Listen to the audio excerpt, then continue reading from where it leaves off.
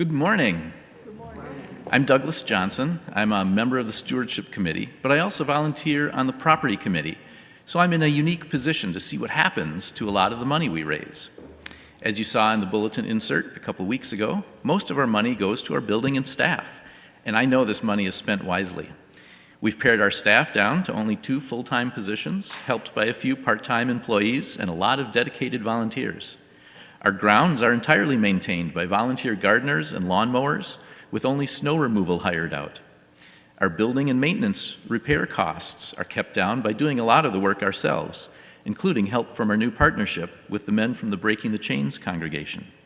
Some recent building improvements have really paid off in the form of lower utility bills.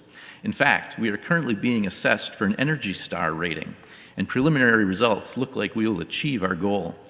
The minimum rating to be certified as an Energy Star building is 75, which means your building uses less energy than 75% of other similarly sized churches in a similar climate. And preliminary results for 2024 show that we could score as high as 81 this year. Keeping our costs down shows that we're being good stewards with our finances. But it's not enough to maintain the status quo. It's also important for us to continually grow in faith as people of God. Meeting our financial goals will give us the feeling of relief and freedom to look to the future and move forward with new ministry initiatives, strengthening our welcome, improving communications, and enhancing faith formation. If you look at our Joy Overflows bulletin insert, you'll see more details about those initiatives.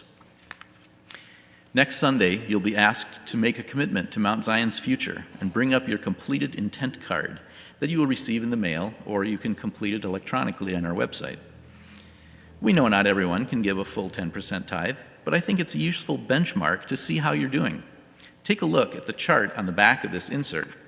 Find the row that corresponds most closely to your annual income, and then read across to the column that shows your current weekly giving, and you'll see what percentage that represents of your income.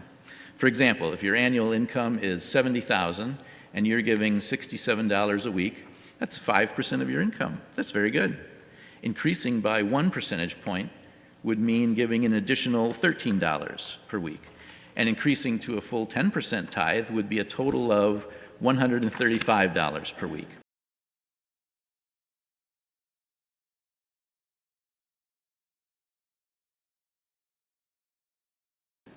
I know that seems like a lot, but it can be easier than you think, especially if you take it out right away, right off the top, and then plan your monthly budget around the remainder.